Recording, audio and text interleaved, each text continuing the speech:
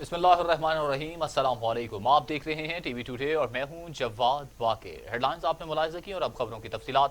ٹنڈو رحیم خان میں بااثر افراد کی واٹر سپلائی پر قبضہ کرنے کی کوشش، گندم کی فصل اور گھروں کو آگ لگا دی۔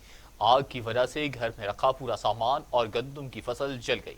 ٹنڈو رحیم خان میں رہائشیوں کا بااثر افراد کے ظلم و ستم کے خلاف احتجاج۔ متاثرہ عورتوں نے ہاتھوں میں قرآن مجید اٹھا کر احتجاج کرتے ہوئے کہا کہ ہم 30 سال سے یہاں پر آباد ہیں اور گاؤں کے بااثر افراد نے ہمیں دھمکایا اور وہ ہمیں یہاں سے چلے جانے پر دباؤ ڈال رہے ہیں۔ ہم نے جب مزاحمت کی انہوں نے ہمارے گھروں اور فصل کو آگ لگا دی اور واٹر سپلائی کی اسکیم پر قبضہ کر کے اس کو اپنے استعمال میں لانا چاہتے ہیں۔ مظاہرین نے ایس ایس پی دادو اور دیگر قانون نافذ کرنے والے اداروں سے انصاف کی اپیل کی ہے۔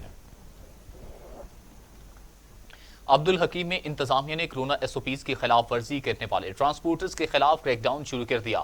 سیکریٹری آر ٹی اے نے اپنی انفورسمنٹ ٹیم کے ہمراہ عبدالحکیم و گرد و نواح کے علاقوں میں ناکہ بندی کرنے، سماجی فاصلہ اور ماسک کی پابندی پر عمل نہ کرنے والی 10 ویگنیں اور بسیں بند کر دیں، جبکہ 48 گاڑیوں کے چالان کر کے مالکان کو 51,000 روپے کے جرمانے بھی کر دیے۔ سیکریٹری آر ٹی اے نے اس موقع پر پبلک ٹرانسپورٹ کے ڈرائیورز کی ہدایت کی کہ ایس او پیز پر عمل کریں، اپنی اور دوسروں کی زندگیوں کو محفوظ بنائیں۔ احمد نگر چٹھا میں انتظامیہ کا crackdown, corona S O Ps کی خلاف ورزی کرنے اور ماسک نہ پہننے پر متعدد دکانیں سیل کر دی گئیں۔ احمد نگر چٹھا میں حکومت پنجاب کی ہدایت پر انتظامیہ in action, corona S O Ps کی خلاف ورزی کرنے پر متعدد دکانیں سیل، جرمانے بھی کیے گئے۔ اے سی وزیر آباد عامر محمود نے کہا کہ کرونا ایس او پیز پر سختی سے عمل درآمد کرایا جائے گا۔ 6 بجے مارکیٹیں بند ہوں گی، خلاف ورزی کرنے پر مقدمہ درج کیا جائے گا۔ ان کا کہنا تھا کہ کرونا کی تیسری لہر بہت خطرناک ہے، شہری خود بھی اس سے بچیں اور دوسروں کی بھی حفاظت کا خیال رکھیں۔ کرونا وائرس کی تیسری لہر بے قابو پاک پتن شہر اور مضافاتی علاقے بھی لپیٹ میں آ گئے۔ کرونا کے پھیلاؤ کے بڑھتے پیش نظر محکمہ ایجوکیشن نے متعدد سکول بند کر دیے۔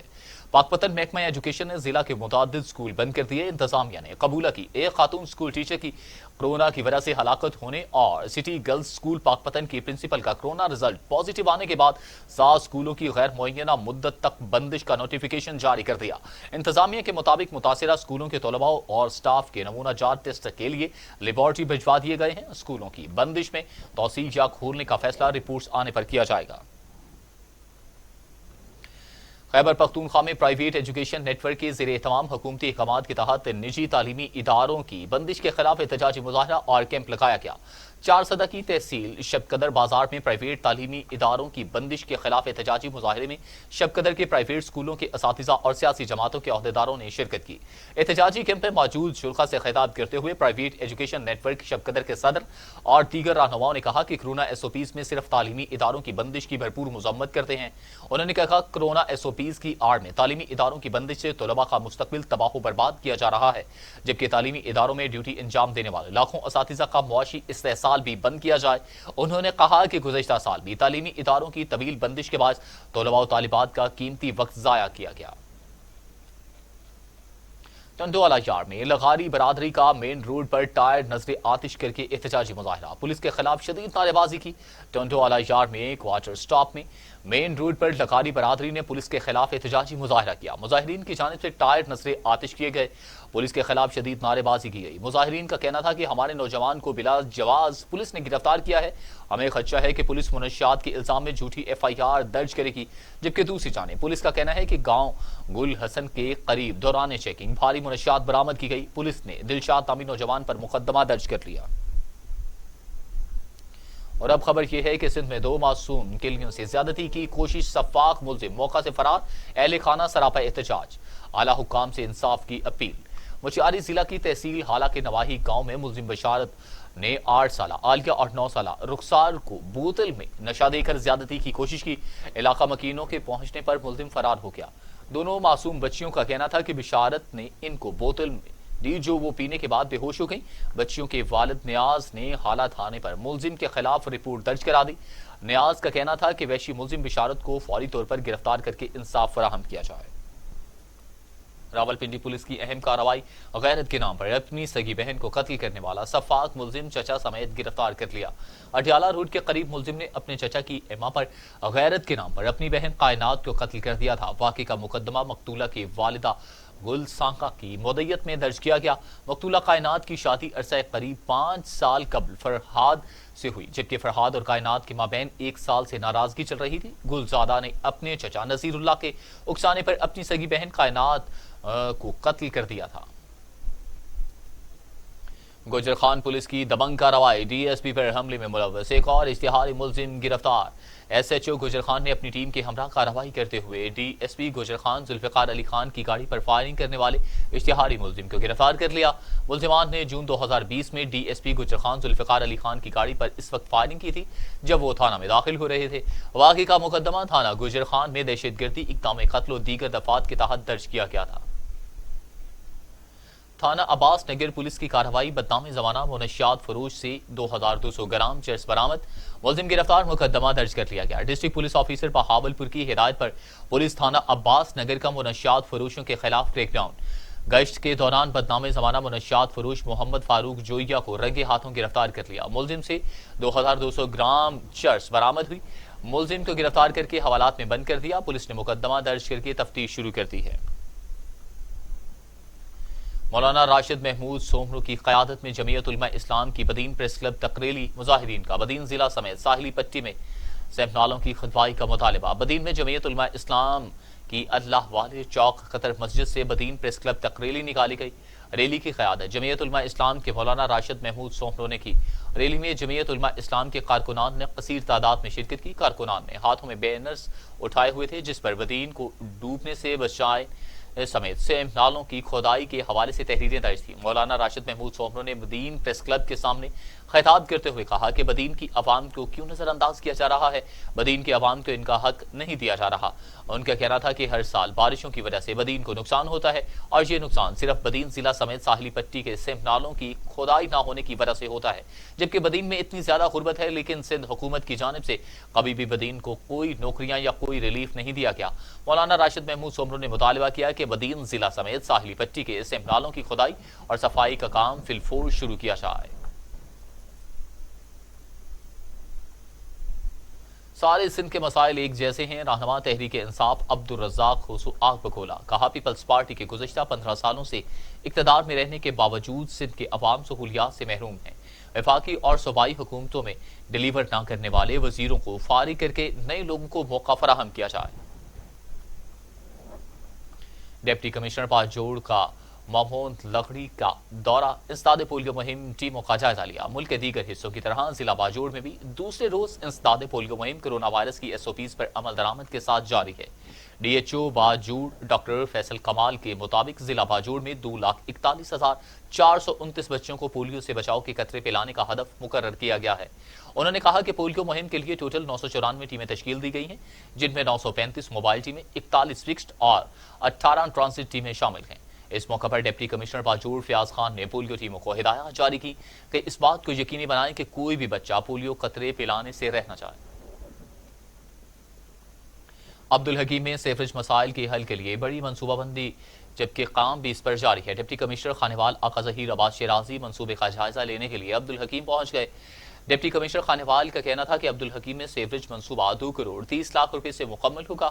ڈپٹی کمشنر نے سیفریج منصوبہ پر کام کی رفتار کا تفصیلی معائنہ کیا۔ اسی دوران چیف آفیسر محمد حسین بنگش، ڈی ڈی ڈیولپمنٹ شاہد رحمان بھی ان کے ہمراہ تھے۔ ایوبیا کے گاؤں میں تیندوے کا حملہ، بزرگ شخص زخمی، مقامی افراد نے تیندوے کو مار دیا۔ ایبٹ آباد کی یونین کونسل پلک میں تیندوے نے حملہ کر کے بزرگ شہری کو زخمی کیا، جس کے شور پر مقامی افراد جمع ہو گئے اور انہوں نے تیندوے پر حملہ کر کے اس کو مار ڈالا۔ محکمہ ورلڈ لائف کے بدترین نااہلی کے باعث تیندوے آبادی میں گھس گئے۔ گلیات میں موجود یہ ناناب نسل کے تیندوے اب تقریباً ختم ہو چکے ہیں۔ گزشتہ سال بھی 4 تیندوے مار دیے گئے تھے، جبکہ 1 مہینہ قبل بھی شیروان میں تیندوے کو مار دیا گیا تھا۔ اسلامیہ یونیورسٹی بہاولپور میں پہلی بین الاقوامی سائنس، ٹیکنالوجی، انجینئرنگ، میتھمیٹکس اور سوشل سائنسز کانفرنس کا آغاز ہو گیا۔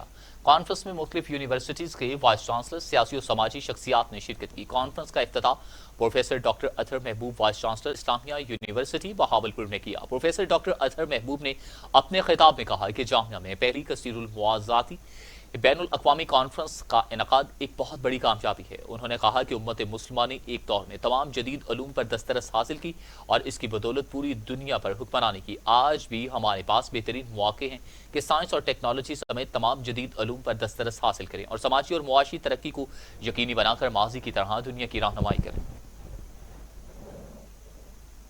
کپاس دنیا کی ایک اہم ترین ریشہ دار فصل ہے۔ اس سے لباس، کپڑے، تیل، بناسپتی، گھی سمیت متعدد اشیاء بنائی جاتی ہیں۔ اس حوالے سے مزید جانتے ہیں جہانیہ سے امجد حسین بٹر کی اس رپورٹ میں۔ دنیا بھر میں کپاس پیدا کرنے والے ممالک میں پاکستان چوتھے نمبر پر ہے۔ کپاس کی مجموعی پیداوار کا تقریباً 70% حصہ پنجاب میں پیدا ہوتا ہے۔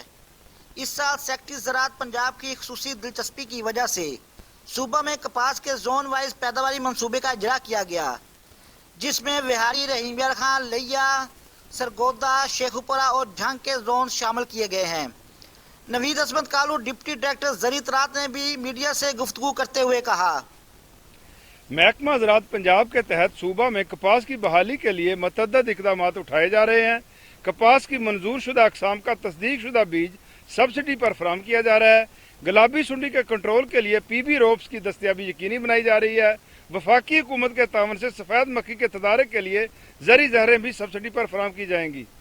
محکمہ زراعت پنجاب کے تحت کاشتکاروں کو کپاس کی کاشت کی ترغیب، تحفظ نباتات، بیج و کھاد کی فراہمی، حیاتیاتی کنٹرول، کسان دوست کیڑوں کی افزائش، قرضہ جات برائے اصول، زرعی مداخل، پلانٹ کلینکس کا قیام اور گلابی سنڈی کے انسداد بارے تربیت، سہولیات و معلومات فراہم کی جا رہی ہیں۔ کیمرہ ٹیم کے ہمراہ Amjad Hussain Buttar, T V today news, Jahania.